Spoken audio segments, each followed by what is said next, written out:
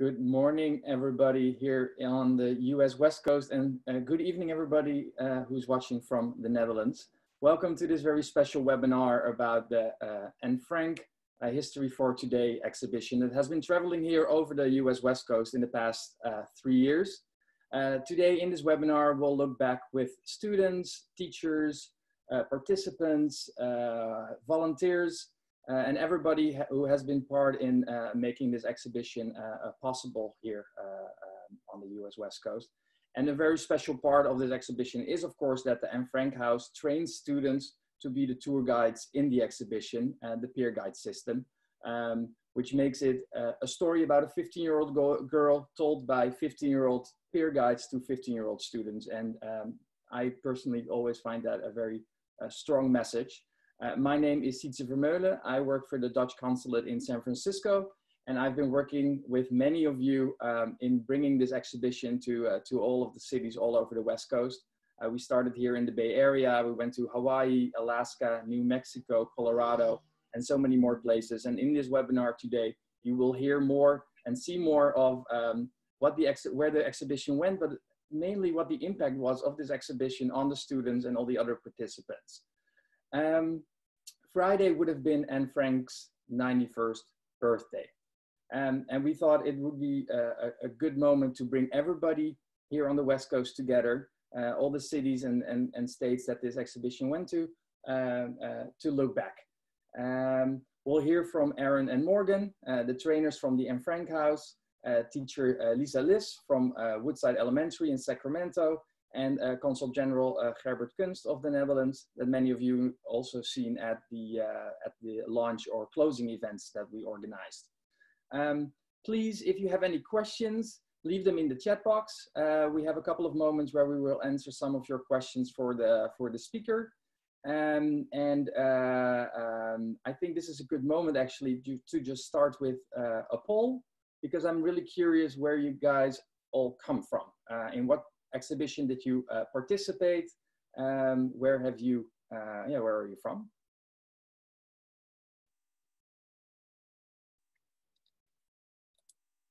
You can just click your location, and if you're from somewhere else and you haven't seen the exhibition yet, you can just click other.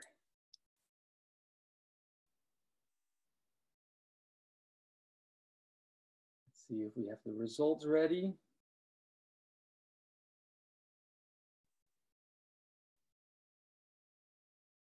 I see in the chat box somebody from Arizona. Let's see. Most of them other. A lot of people from Los Angeles here. Also San Diego. Nobody from Hawaii. Well, it's a bit earlier there, so that could be behind that. Oh, Alana Kennedy is here from Seattle.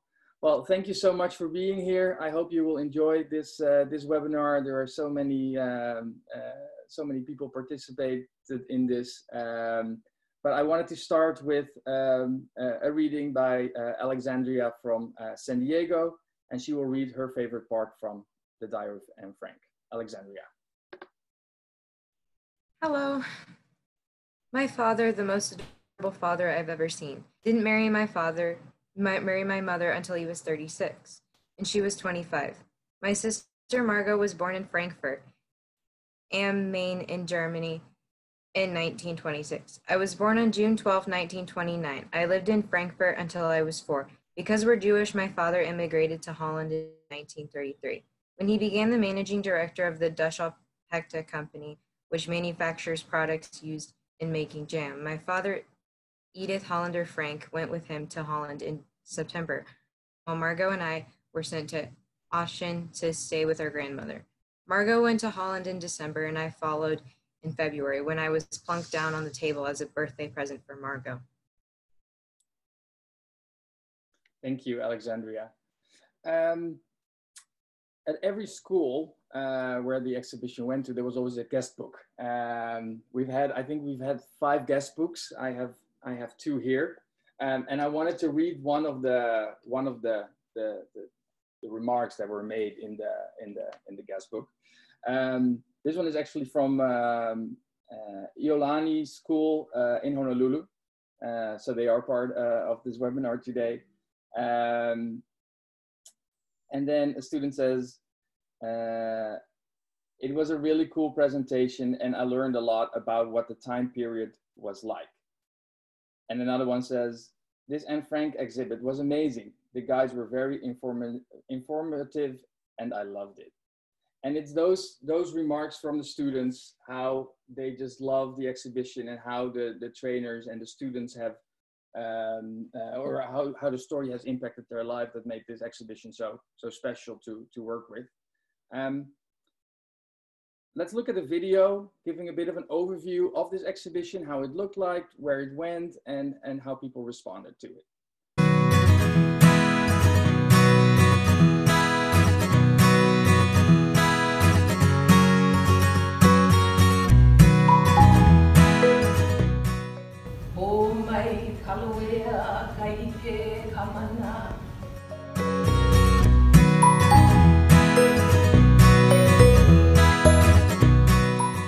I want to be useful or bring enjoyment to all people, even those I've never met.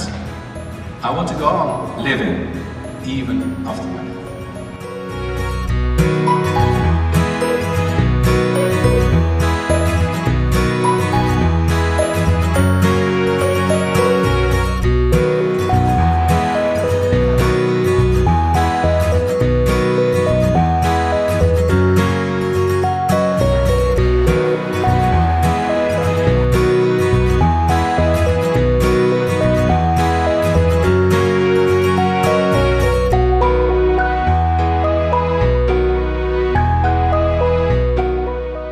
And so it seems our stay here is over. They are waiting for us now. They've given us 5 minutes to pack our bags and what they will hold of clothing. Nothing else. And so, dear diary, that means I must leave you behind. Goodbye for a while.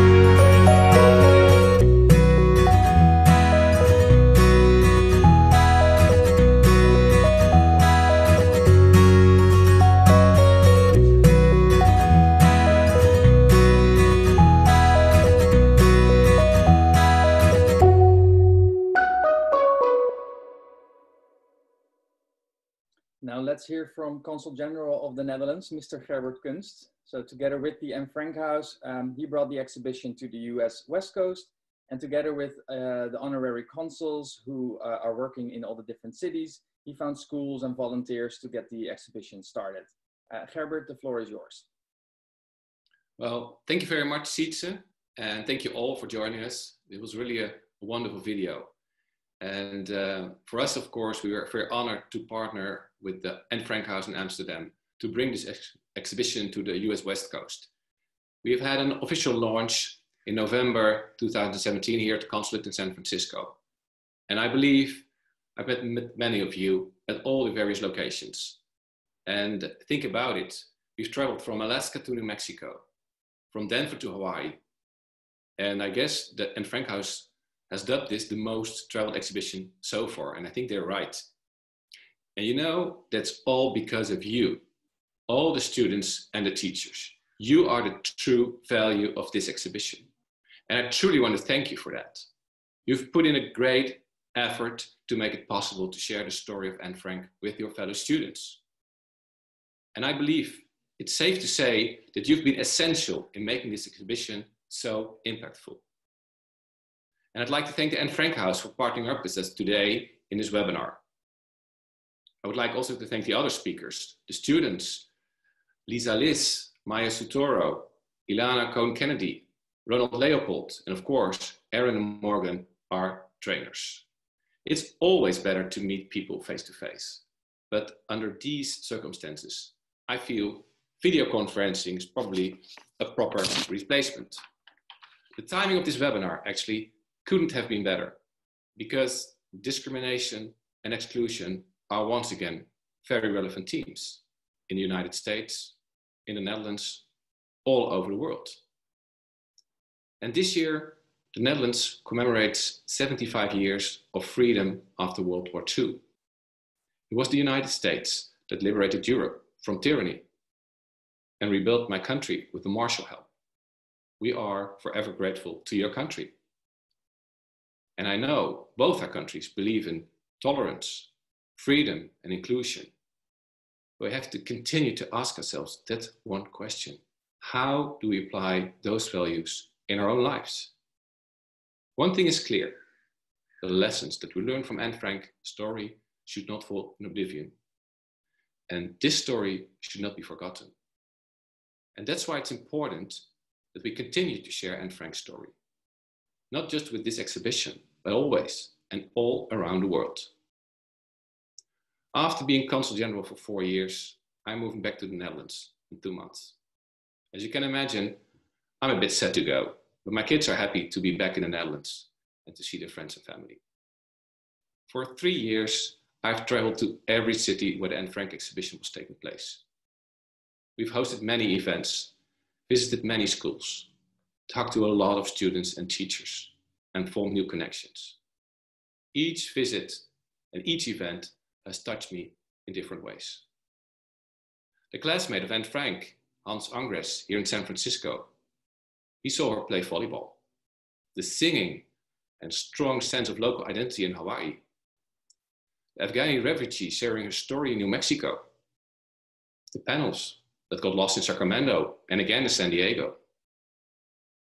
The homeschoolers in Alaska that toured the exhibition in the library. The long line of 2 hours to view the exhibition in San Diego. The setting in Los Angeles and the great group of Margaret Polak and Harry Shield. The student in Phoenix who said he didn't have any friends until he read the diary of Anne Frank. The loud scream of the actors playing Anne Frank in Denver City Hall. And finally, the panels that are waiting at the school in Portland to be installed again. I will take all these memories back with me to the Netherlands, including this webinar. Because today's event possibly made something possible that wasn't possible before. Connecting all the students and all the schools that participated and creating a shared memory. A silver lining in trying times. Anne's talented writings has brought us together in the past 3 years. And again in today's event.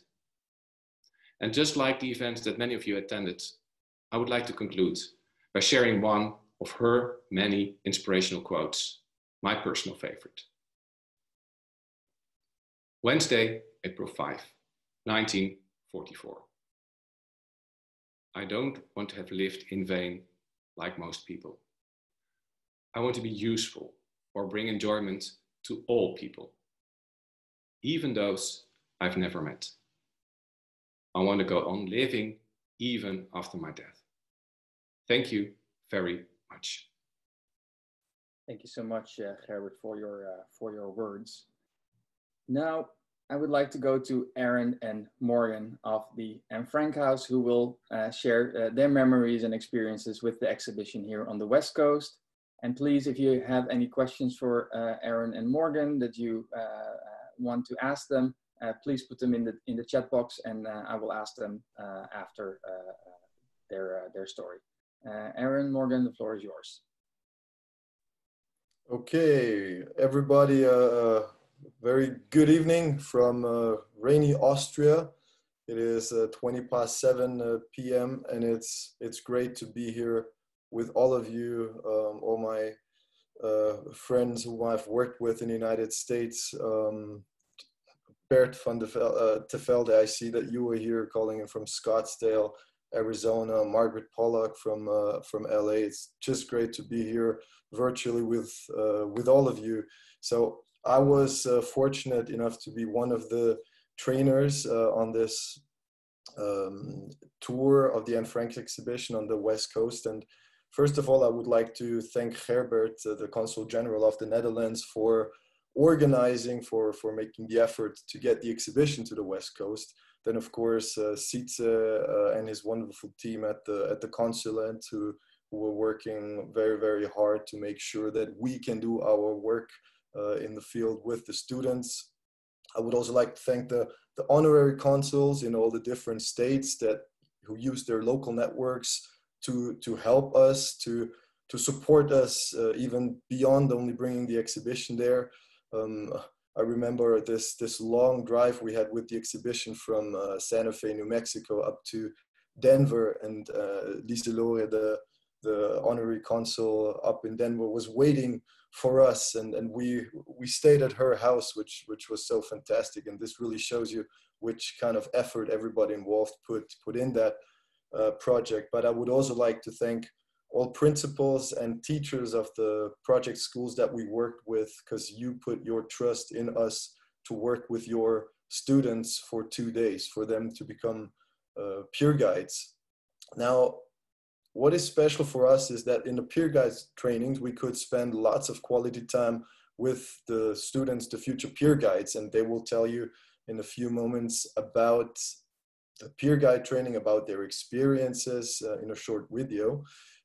We as trainers had lots of times for discussions and to listen to the students, and these students could listen to each other. We heard experiences and stories of discrimination, of exclusion, of bullying. We heard about their fears and about the challenges they face today. Anti-Semitism, I remember also in New Mexico, you know, the fear of family members being deported because they were dreamers. And these are the topics we talked about during the peer guide trainings. So what we did in the peer guide trainings, we kind of like got the students out of their comfort zone, but at the same time providing the safe environment within the training to talk about these very important issues. And what always really amazes me is what the students actually take away from the training. Now, of course, they don't become experts on the history of the Holocaust or the Second World War after the training, but they do definitely learn a lot about the time that Anne Frank lived in. And for me as a trainer, it is really important, you know, that these peer guides leave the training with the right questions, and we want to encourage them to become critical thinkers. And as trainers, the best part of our job is to work in the field, to work with the students in the exhibition, in the classroom. And currently, you know, because of the Corona crisis, I mean, there are certain challenges, but I still think that, you know, all the peer guides, students, young people, old people, we all have the responsibility to contribute to a more, let's say, tolerant and inclusive society. And this is exactly what the peer guides are doing to a great extent. So I want to thank you again for all your hard work. And yeah, I want to ask Morgan to take over from here. Okay, thank you, Aaron. Similarly to Aaron, I want to begin by again thanking all of you for your hard work. Specifically the teachers and the administrators and all of the leadership within schools. As a former classroom teacher myself, I try to keep that in the forefront of my mind every time I enter a school, that every teacher and administrator who contributes to these projects is doing this above and beyond their requirements. Teachers don't have to do all of these kinds of extra things for their students. And so we recognize that. We know you're taking on more than you initially ever had to. And so we're really thankful for that. And we see that you do that for the students and for the growth and all the outcomes that get to happen, both for the students, but for the community as well. And so we're very thankful for that. Quickly, I wanted to just share with you really what my favorite part about the trainings are and this whole process. And really that is the way that the trainings have been so intentionally designed to take students and oftentimes even adults from a place of Anne and history to me and today. And what I mean by that is that when you enter a 2-day program and you begin talking about Anne and you talk about the Holocaust, there's a general consensus around that, right? It's a safe conversation because we all know that the Holocaust was a tragedy that is something we cannot even wrap our minds around, right? And so we're able to enter that conversation and we don't have any barriers up, we don't have walls up because that's a safe conversation, right? And so when we enter from a place of all of us being on the same page, all of us having a conversation around history, what ends up happening over 2 days is that we're able to connect with one another around these the history that we're learning. And what slowly starts to happen is walls start to come down. And slowly you start to see friendships being made and relationships being built. The walls come down bit by bit so that as we're learning about the history, what you see happening is that the students begin recognizing that the themes we're talking about in the history didn't disappear. The themes of discrimination and racism and prejudice are themes that we still see today. So over the course of the two days, as those walls start to come down, students are seeing these themes, they're making these connections, so that by day 2, what we see is that students, without the defensiveness of me versus you, they're able to enter into a place of more vulnerability and share the experiences, like Erin was saying. Because truthfully, if we walked in on day 1 and said, we're going to talk about discrimination and prejudice, and you don't even know each other, most of us would shut down because that's not a safe place for us to start. So the beautiful thing about Anne is that she gives us a starting point. She opens the door for us to learn about history in a safe way that we can then take the conversation to today. One really cool example of that comes to mind was in Alaska back in 2018 in October. And Alaska is way more diverse than I ever expected, I have to admit. There are several military bases. You also have people who are there just trying to live off the land. It's just such a cool place to see. And our training was just as diverse. We had, like was mentioned earlier, we had several homeschool groups of students that were able to come in and join private schools and public schools, and a really great training. And after one of our activities, we wrapped up and we took a break, 10 or 15 minutes. And I walked back in the room and I saw a group of students who didn't know each other beforehand. And during the break, not during an orchestrated activity, they were talking about their religions and their beliefs and their values. And they were asking each other questions about what they thought about certain things and what experiences had they had that led them to have those beliefs. And there was no me versus you. There was no arguing. There was simply asking questions for the sake of learning. And in that moment, when I heard that conversation that they initiated, I stopped and I realized this is what it's all about. They're learning from each other. They're willing to have the conversations that sometimes we stray away from that we really shouldn't.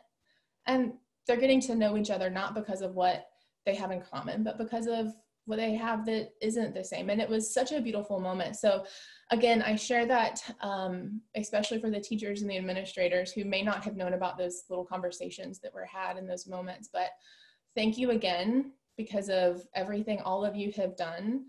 That's why this has been able to happen. And the outcomes are huge personally for all of us and on a higher level in our schools and in our communities. And we're very thankful for that.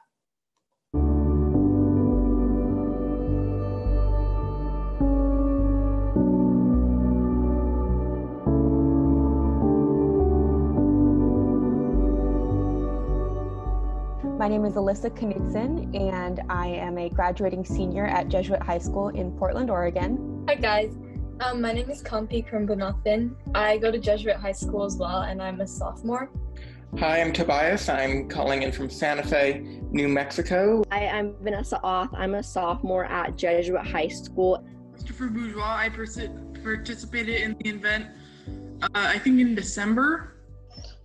I'm Jessica. I am in the 6th grade, and at the beginning of the year, I did my docent work. I'm from Sacramento, California.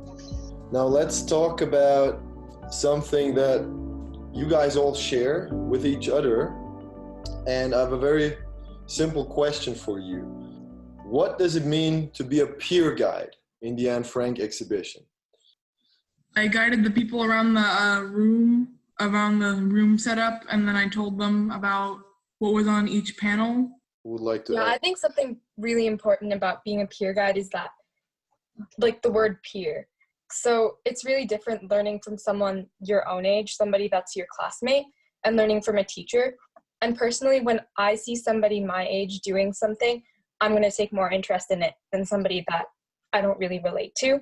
So I think basically our job was to kind of start a conversation about the exhibition and kind of guide everyone through and continuing on that conversation, telling not only the history of Anne Frank's, but also the oppression that was going on in Germany at the time.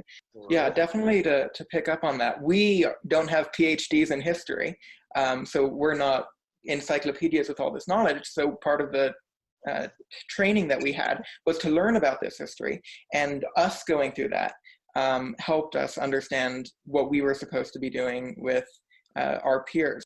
And then another big part of it was that we didn't only talk about Anne Frank, but we extended the knowledge past Anne Frank and talked about like racial literacy and even more. What are some of the highlights of that peer guide training?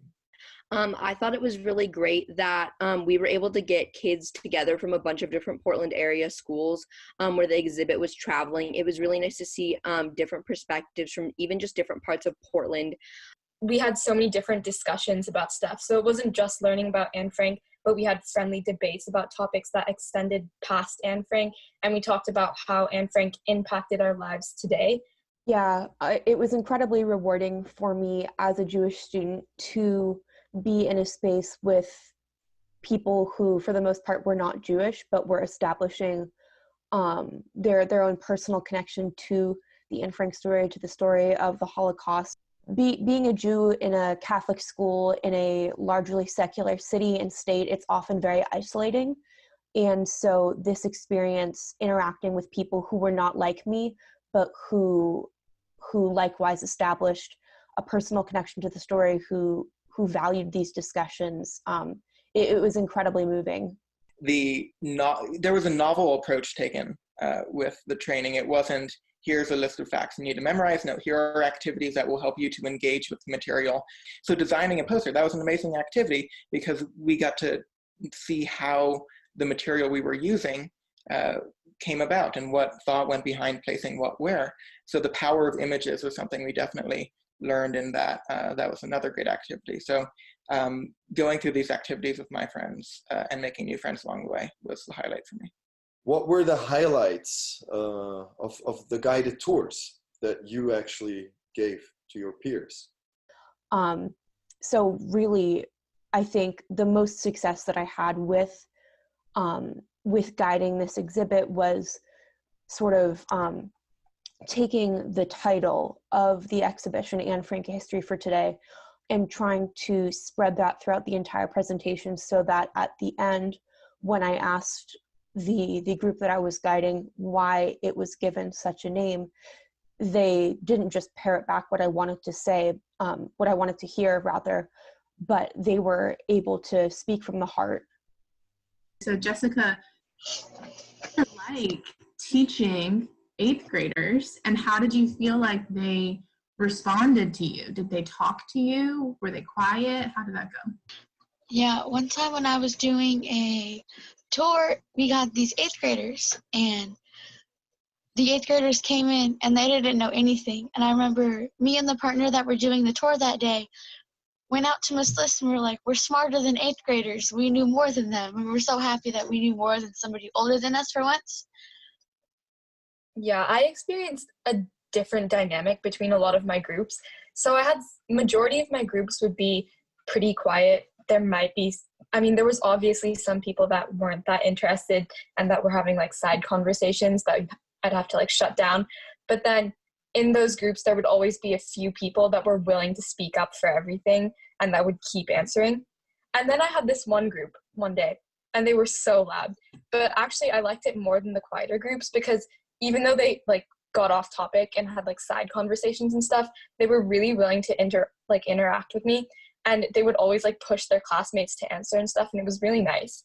Now, how do you guys think that the guided tours impacted your peers and your school community? I think the school is kind of transformed, to be honest, because the exhibition isn't small. I think there were 33 panels or something around that, and they're quite large. You have to set them up where they are able to fit. So the literal campus is transformed. In my school, we set them up where we eat lunch. So everyone would be going in, eating lunch, and then also when they're finished, have 15 minutes, go around, look at what's going on. So the entire school was brought into it, even if they didn't go to a tour, or even if they weren't in a history course. They were still knowledgeable about what was going on in that way, because it was a community effort. By doing this exhibition and seeing the teachers' reaction, I'm hoping that the school will be prompted to increase their Holocaust education, not just for freshman world history classes, but approaching the Holocaust through the lens of different classes, and making it more ubiquitous throughout the school's culture. Yeah, just to jump back in really quick, going off what Alyssa said. So my freshman year, we were still in the same curriculum that Alyssa had, where we kind of just slightly glazed over World War II. And it was more of like a military thing, more than anything, and how like the regime came into power. Yeah, I think it's really nice that the freshmen this past year got to experience the Anne Frank exhibit, because I think honestly as a freshman, I really would have appreciated it, since we didn't learn about the Holocaust and about World War II, like in a way where we considered like people as people, you know, it was more statistics. I know a lot of my friends knew about the exhibit and wanted to go, but they never got a chance to because their classes didn't get a tour. And I wish that the entire school could have been able to visit the exhibit. And it meant so much to me that the teachers who came decided to take time out of their own class schedule to come and be in community with us, and experience the exhibit. And I can only think that everybody would have benefited if more classes had been able to do that. So when you were presenting, I suppose, to your own school, can you speak a little bit about how you think the culture of your school impacted the experience of you as a peer guide, but then also the students and teachers who were interacting with the exhibit? Yeah, so I think my school was very engaged with the material, and people were eager to ask questions and discuss with their friends what they saw. The end of the exhibition, where we started to take a perspective about the contemporary world and issues going on, for example, the Rohingya massacres that were happening last year, that was a major focus. So that kind of international aspect, we spent a significant amount of time on the end. People were staying after they were able to leave to ask more questions about that. When I was participating in this with my classmates, my goal was really to inspire my classmates to see a personal connection with the story of Anne Frank, the history of the Shoah, in the same way that I do, because my passion for spreading this literacy should not be contained only to the Jewish community. It should be spread throughout the educational community, broader American society.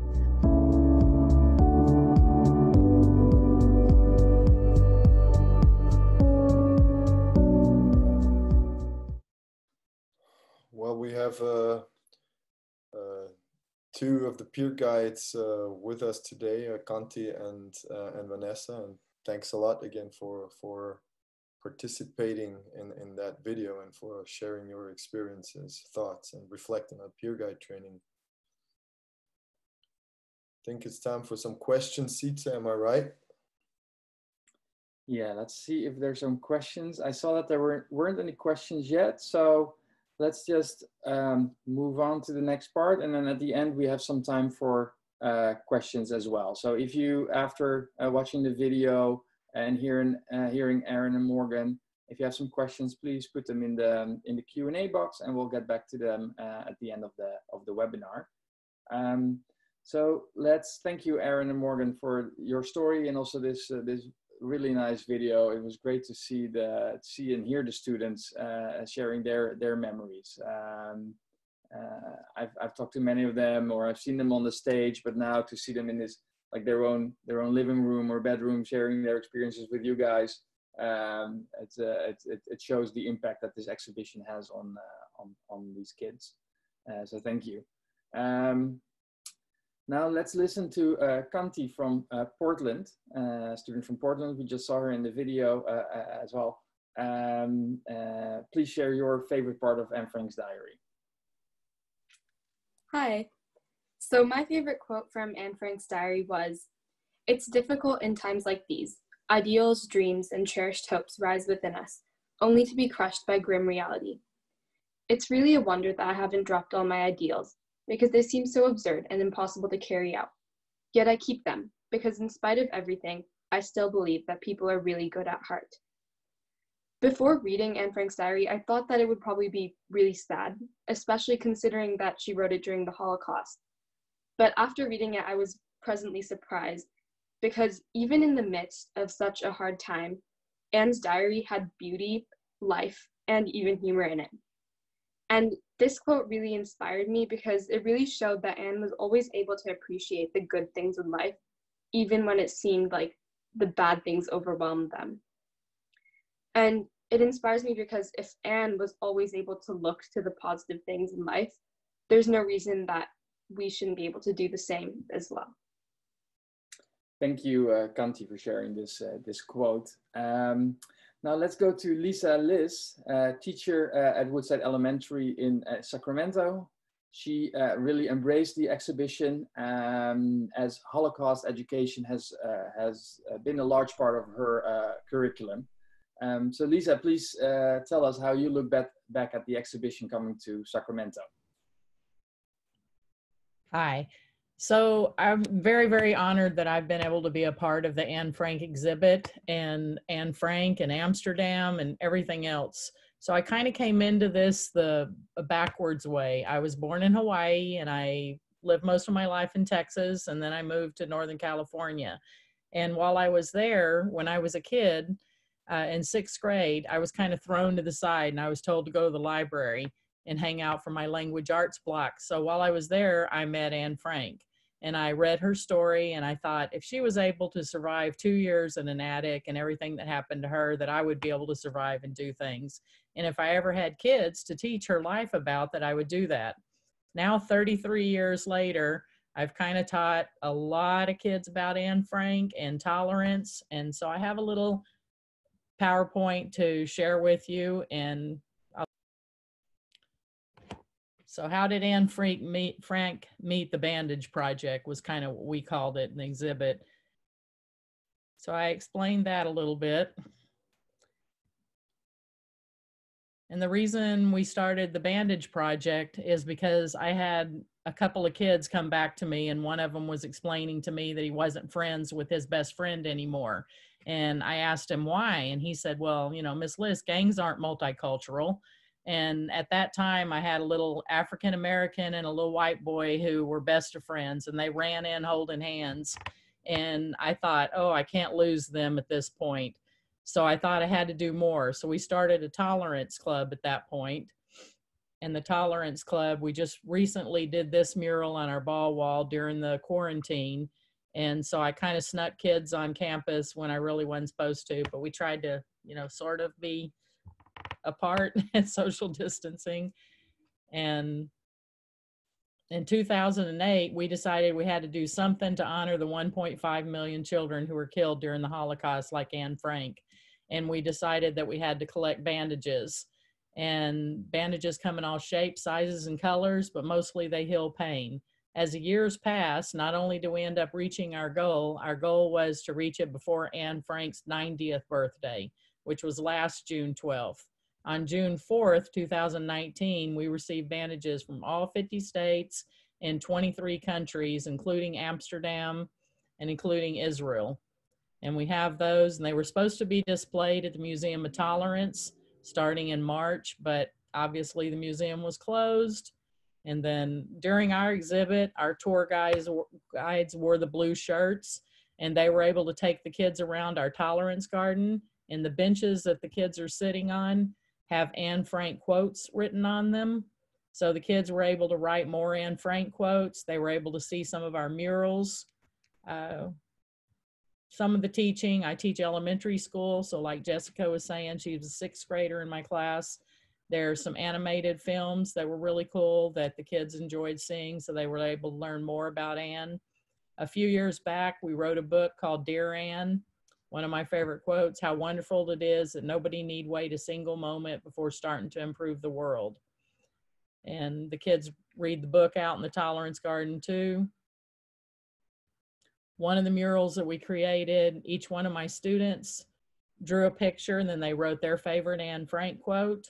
And at that time, the Anne Frank house came out and they viewed it when we were installing it. So I was really lucky and blessed that that happened. And that kind of put me on the radar.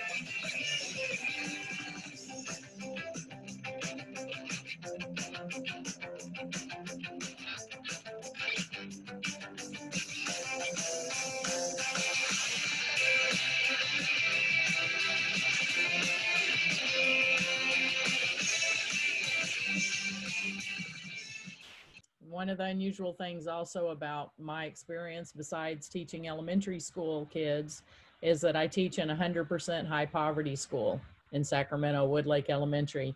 And because of that, most of my kids have never even met a Jewish person or anyone who was affected by the Holocaust, but they have experienced a lot of the same conditions that Anne Frank has. They've been homeless, they've been persecuted against, they've been hungry. They've experienced a lot of those same things that she has. And I've been very, very honored that all of this, that I've been able to be blessed enough to be a part of it. And, you know, we worked really, really hard to get the exhibit in Sacramento, and we're proud of the time that we were able to spend there. And I'm very, very honored that my peer guides were able to help out and be a part of it. Thank you very much for letting me share this. Thank you so much, Lisa, for sharing your story. We're now going to look at a video with 2 video messages. One is from Alana Kohn Kennedy of the Holocaust Center for Humanity in Seattle. So as you know, the exhibition is now waiting in Portland for it to continue, and it was supposed to be in Seattle right now. And Seattle would actually have been a final stop of the exhibition. As it was traveling around the West Coast, it was time to find a permanent location. And the Holocaust Center in Seattle loved the exhibition and wanted to make it part of their Holocaust education. So Alana will share a bit about the exhibition coming to Seattle in the future. And we'll hear from Maya Sutoro. She's from the University of Hawaii and the Obama Foundation. and she brought the exhibition to Hawaii in 2008. Hi, I'm Alana Kohn Kennedy, the Director of Education at the Holocaust Center for Humanity in Seattle. The Holocaust Center for Humanity is proud to partner with the Anne Frank House and the Consulate General of the Netherlands in San Francisco to bring the traveling exhibit, Anne Frank, A History for Today, to schools in the greater Seattle area. 6 schools were selected to host the exhibit, and students from each school were prepared to attend an intensive training.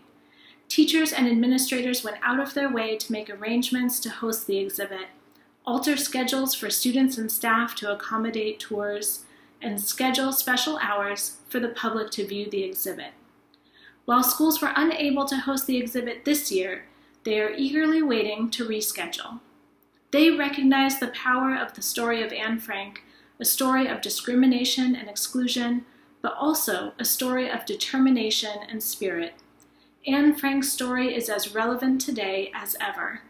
We are grateful to the Anne Frank House and the Consulate General of the Netherlands in San Francisco for making this opportunity available. We look forward to continuing to work together and to showcasing the exhibit in Seattle in the not-too-distant future.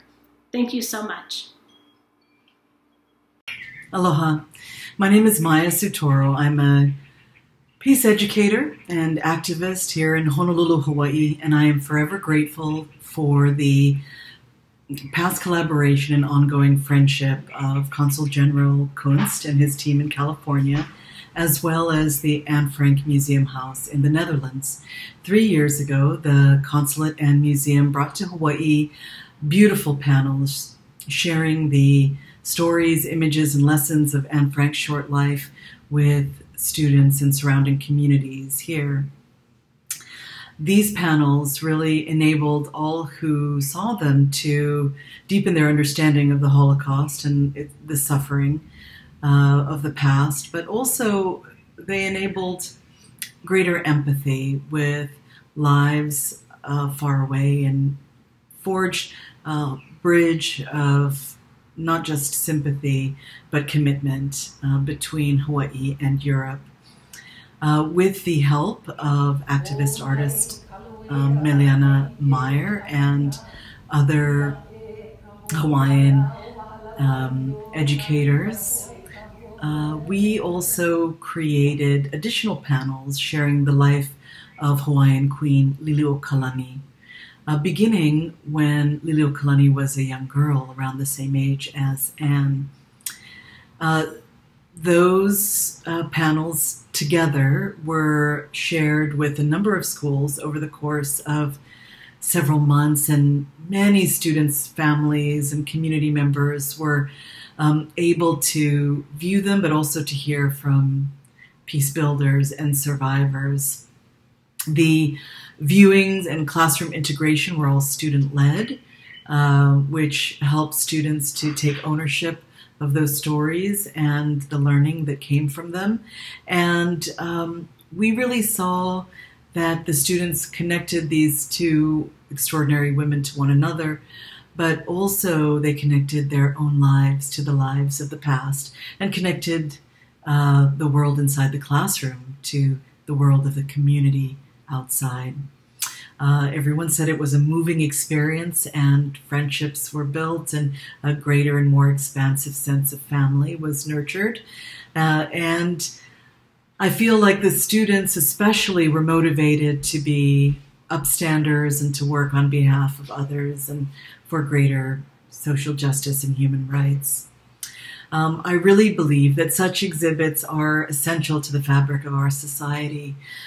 They are trusted sources of storytelling that can help us to make meaning of bleak times, and when conflict, separation, and racism abound, we can use those difficult moments in history, like the overthrow and imprisonment of Liliuokalani and the confinement and death of Anne and her family, and allow for spaces of discussion about what we want to be individually and collectively, and how we can confront fear and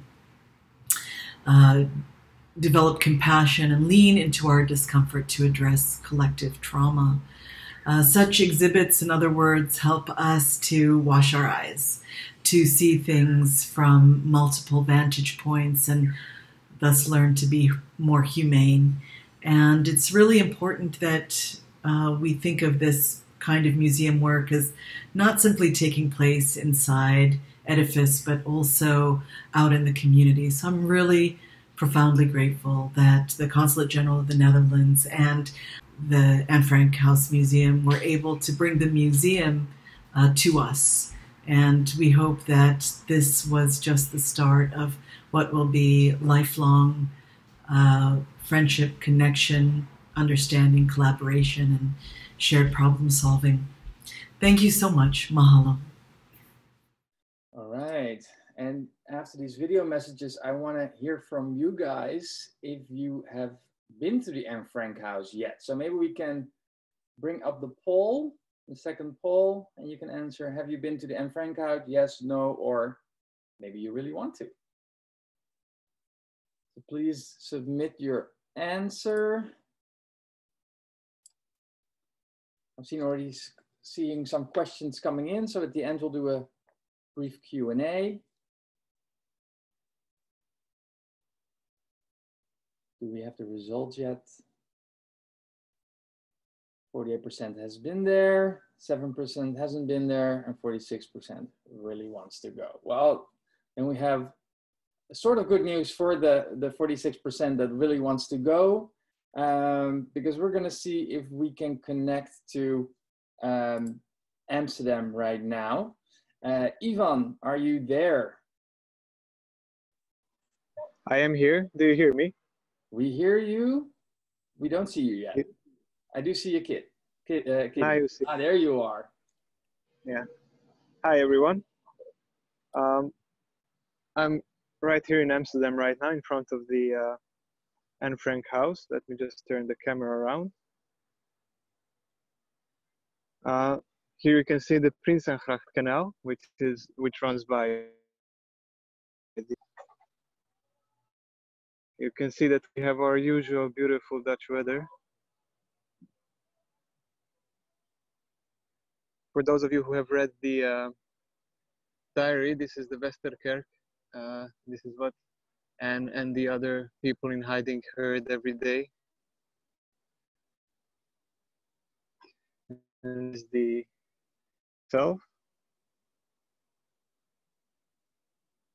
You can see the entrances to the museum there.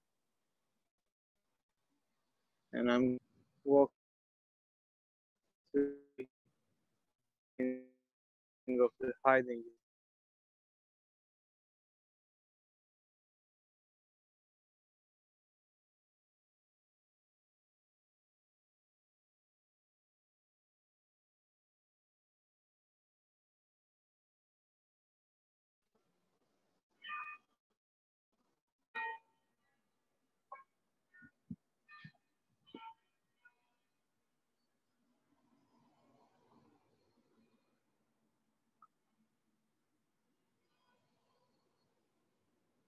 Do you still hear me?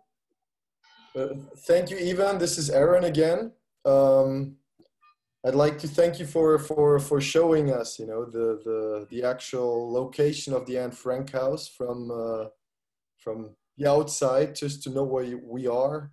I'm gonna give, you know, like all teachers and also all peer guides who are here with us right now, one virtual resource that you could also use, which is the secret hiding place online in VR. So let me show you this tool, and we're briefly gonna have a look at the secret hiding place in VR. But if you do wanna contact Morgan or me, we could set up a guided tour for you together with your students. So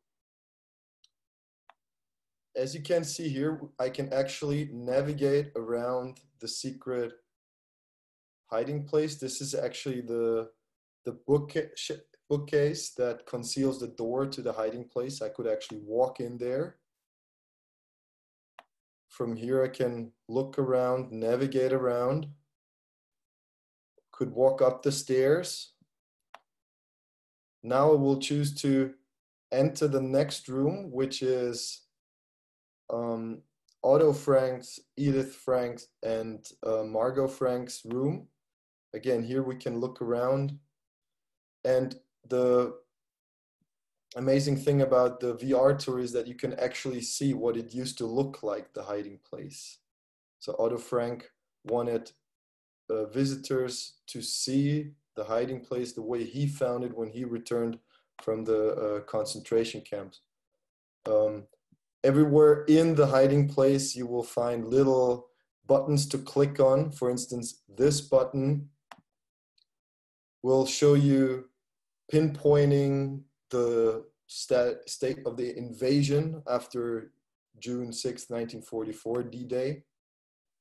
Here you could actually see how Anne and Margot grew in that time in hiding. You can see these marks on the wall, which are still there today. And there are also videos you can enter and have a look. But this is a great resource for students. Quickly gonna go into Anne's room. So this you will recognize as Anne's room. From Anne's room, I will continue to the bathroom. So over there, Anne's room. Out to the staircase again. I'll walk up this long staircase. We'll get to the next room, which was the Van Pels's bedroom, and obviously the dining room for all 8 people in hiding, with the kitchen. From here to Peter Van Pels's room. And from Peter Van Pels's room, we can walk up to the attic, where we will finally get to the window that Anne Frank writes about with her view on the chestnut tree. So this is an online resource, and we're happy to do guided tours with your students through the VR secret annex. Thank you very much. Thank you, Ivan and Aaron, for this this special tour of the Anne Frank house. Helps to give us a bit of feeling how it looks like. And I understand that the Anne Frank house has finally opened again earlier this month after being closed also for 2 months, I guess, more than 2 months. And that they're now running on a smaller capacity, but the museum is open again, so that's good news. I wanted to go to the last video. Aaron, you just mentioned the chestnut tree of Anne Frank, the chestnut tree of Anne Frank that she wrote about. And actually that tree is also a bit how this exhibition got to the US West Coast, because the CEO of the Anne Frank house, Ronald Leopold, was coming to San Francisco for some business, and he wanted to meet the Consul General of the Netherlands, Gerbert, that you just heard. And we were like, okay, what are we gonna do? Just a cup of coffee? No, there is a sapling of the Anne Frank chestnut tree, and not too far from San Francisco. At Sonoma State University, there is an Anne Frank tree. So we decided to drive to Sonoma State University. It's about an hour. And driving in that car, Ronald started talking about this exhibition, and the Consul General was like, oh, that's so interesting. Let's just bring it to San Francisco. And that's how it started. So it is the chestnut tree that in the end brought it to the West Coast. So now we're going to hear from Ronald, the CEO of the Anne Frank House, how he looks back at this exhibition. Great pleasure for me to address you here from Amsterdam, Holland, on this special day, the 10th of June, with an even more special day to come up, which is Friday. Friday is June 12th. It's Anne's birthday. She would have turned 91 this year, but we know that she only turned 15. She died, perished under unimaginable circumstances in the concentration camp of Bergen-Belsen, only a few days after her sister Margaret. It's a day on which we mourn her death. We remember her life cut short, but it's also a day of reflection, a day on which we think about her life, the circumstances under which she was in hiding, the reasons why she was in hiding, and very much the reasons why she was murdered at the age of 15. But it's also a day to celebrate her life, to celebrate the gift that she gave us, to celebrate her wisdom, to celebrate the words that inspire us. We read her diary, we visit here in Amsterdam, the Anne Frank house, and we go back to those days in which she was here in hiding, writing in a diary, and giving us this wonderful gift that inspires us in our lives in order to make the choices that we need to make. We live in challenging times, not just because of a virus that has the world in its grip and that forces us to be in isolation for very, very different reasons than Anne was in isolation, but nevertheless, we see that people make a kind of connection to her situation that she was in, and many young kids that write to us and reach out to us and in a way have a better understanding of the circumstances under which Anne was in hiding. It's a challenging time also because we face again the ghosts of the past. We face again rising anti-Semitism, and yes, we face again the terrible ghost of racism around us.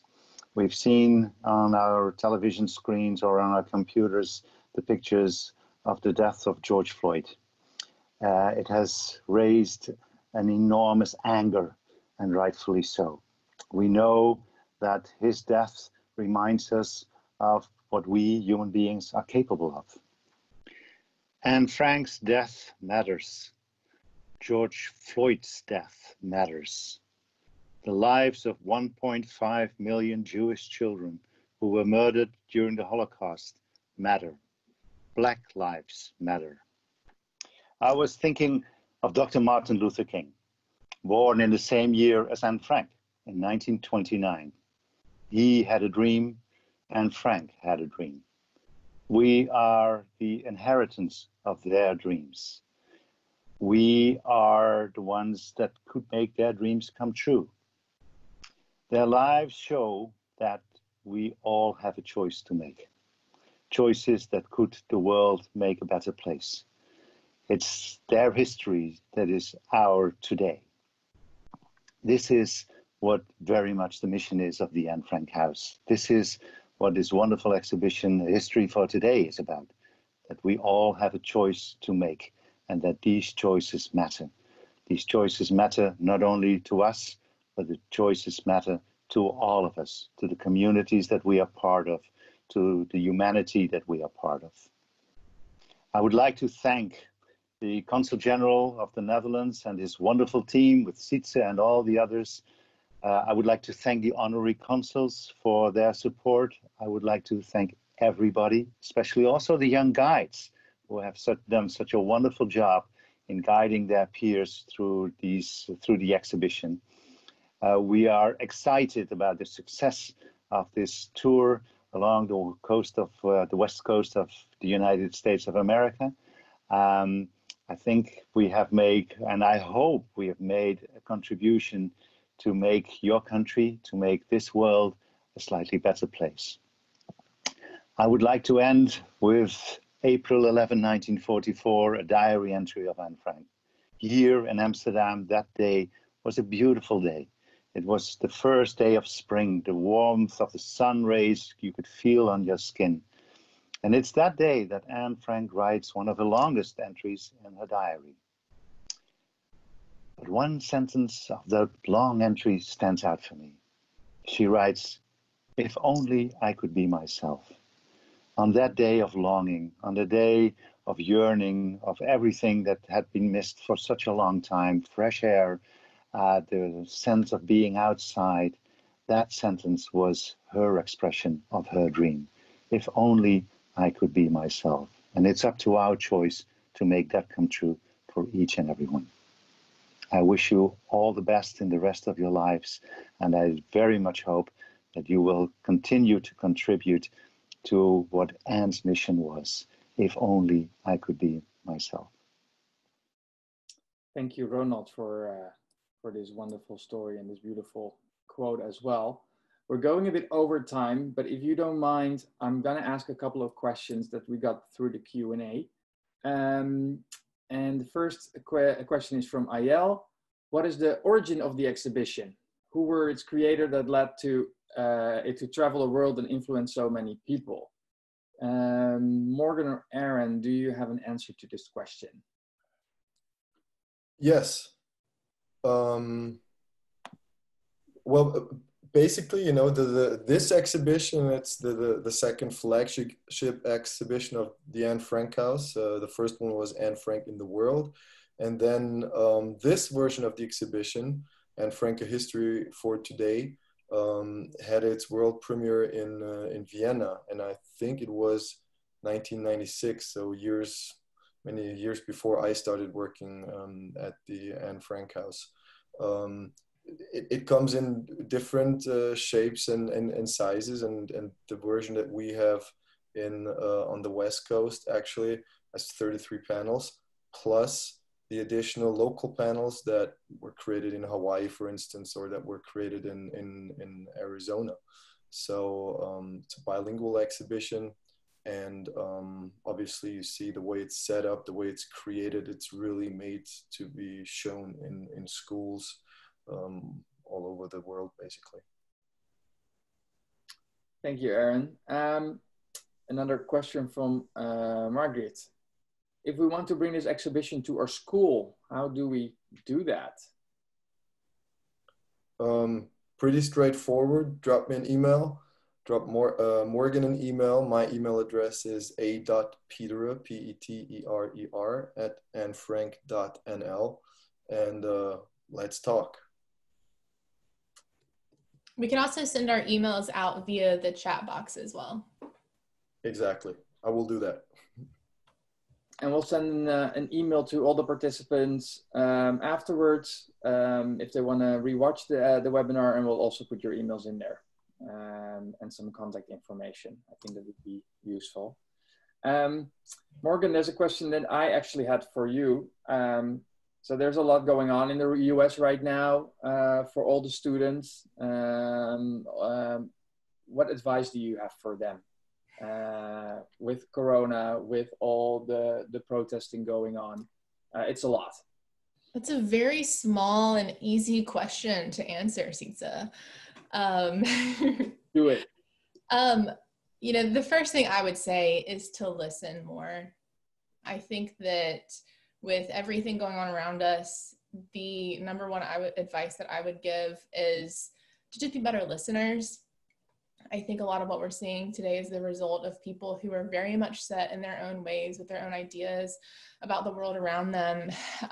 And it would do us well to remember that all of us have our own experiences, especially in days that can seem so polarizing, and to remember that we do share this common humanity and we have to hold on to that. And that really listening to one another and getting to know people who are different from us is the best way that we can see that humanity and look someone in the eye and remember that they're just as important and valuable as we are, and to start from there. So without going on and on and on, Sitsa, I think that is how I would summarize that. And Aaron, I have one more question for you. You've seen the exhibition and students participating in the exhibition in places all over the world, of course, also in Europe. Is there a difference how the students here in the US respond to the exhibition compared to students in Europe?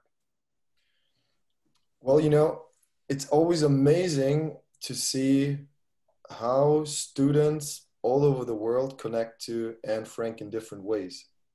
You know, when I was doing the peer guide trainings in New Mexico, and I talked to students whose family members are dreamers, you know, this fear of being caught, this fear of, you know, not knowing whether you're going to see your parents or your brothers or your sisters again at night.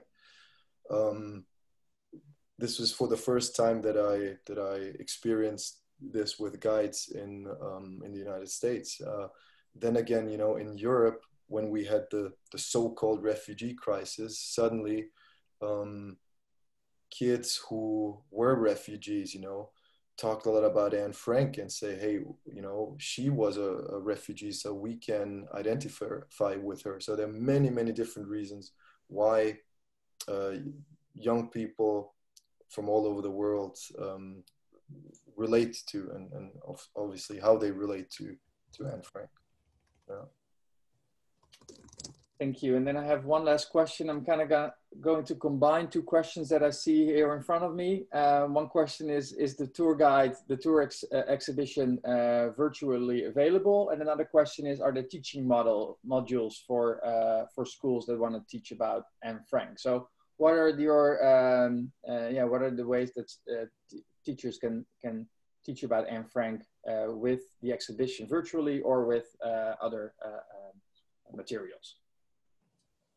I actually just responded in the chat as well, but you can always go to the website. There's a tab under the Anne Frank House website that is solely dedicated to education and has different resources there.